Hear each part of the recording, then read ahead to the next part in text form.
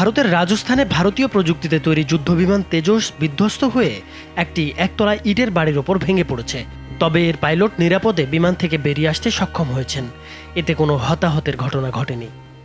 मैं यहीं सामने अपनी ऑफिस में खड़ा था, वहाँ से विमान शायद ट्रेनिंग के लिए आ रहा था, उसमें से एक पायलट कूदा, उसका पैराशूट खुल गया। उसके पश्चात मैंने सोचा ये विमान मेरे ऊपर गिर रहा है, मैं भाग के बाहर निकला और विमान सीधा मेघवाल समाज छात्रावास में आगे गिरा और क्रैश हो गया, ब्लास्ट हुआ। ভারতের রাষ্ট্রায়ত্ত সংস্থা হিন্দুস্তান অ্যারোনটিক্স লিমিটেডের তৈরি এই তেজস যুদ্ধবিমান আকাশপথের যুদ্ধ কিংবা জাহাজ বিরোধী অভিযান সহ বিভিন্ন ভূমিকায় ব্যবহার করা যায়। এই যুদ্ধবিমান ওয়ালটন এসিতে ইনস্টলেশন একদম ফ্রি।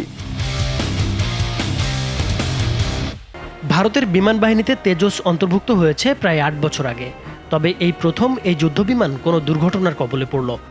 গত ১২ মার্চ এটি বিধ্বস্ত হওয়ার ঘটনায় এর ২৩ বছরের নিরাপত্তার রেকর্ড ভঙ্গ হয়েছে বলে জানিয়েছেন ভারতের বিমান বাহিনীর এক কর্মকর্তা।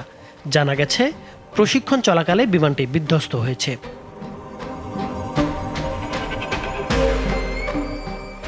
বিমানটি একটি একতলা ইটের বাড়ির ওপর ভেঙে পড়ার সঙ্গে সঙ্গেই এতে আগুন লেগে গিয়ে ঘন কালো ধোঁয়া বের হতে থাকে। একটি ভিডিওতে দেখা যায়, গ্রামের এক মাঠে মাটিতে শুয়ে আছেন দুর্ঘটনাগ্রস্ত বিমানটির পাইলট। তার সেবা করছেন স্থানীয় মানুষজন। নাইমুর হোসেন, মাছরাঙ্গা টেলিভিশন।